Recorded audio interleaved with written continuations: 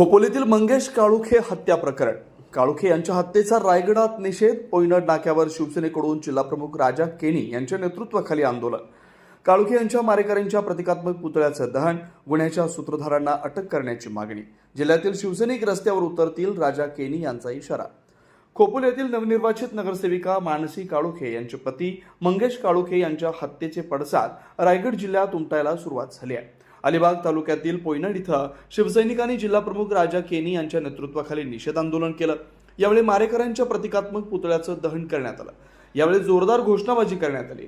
खुनाच्या गुन्ह्यातील मुख्य सूत्रधाराला तातडीनं अटक करावी, अन्यथा जिल्हाभर शिवसैनिकांचं आंदोलन सुरूच राहील असा इशारा जिल्हाप्रमुख राजा केनी यांनी दिला. अलिबाग पेन प्रतिनिधी किरण बांधनकर. परवा शिवसेनेचे ज्येष्ठ नेते सामाजिक कार्यकर्ते मंगेश काळुखे यांची जी निर्गुण हत्या करण्यात आली, त्या हत्येमागील जे सूत्रधार कोण आहेत आणि जे आरोपी आहेत त्यांना तात्काळ अटक होऊन त्यांना फाशीची सजा व्हायला पाहिजे. यासाठी जो आमचा आजचा निषेधाचं आंदोलन आहे आणि त्यांचा ह्या मागचा आरोपींच्या मागचा जो सूत्रधार कोण आहे त्याची लवकरात लवकर त्यांना अटक व्हायला पाहिजे. जोपर्यंत त्यांना अटक होत नाही तोपर्यंत प्रत्येक जिल्ह्यामध्ये, प्रत्येक तालुक्यामध्ये असेच रस्ता रोको किंवा निषेधाचे आंदोलन आम्ही करण्यात येणार आहे. तरी प्रशासनाला, पोलीस यंत्रणेला आमचं सांगणं आहे की ह्या हत्येमागील जो कोण सूत्रधार आहे त्या सूत्रधाराला अटक व्हायला पाहिजे, अशी आमची सर्वांची मागणी आहे.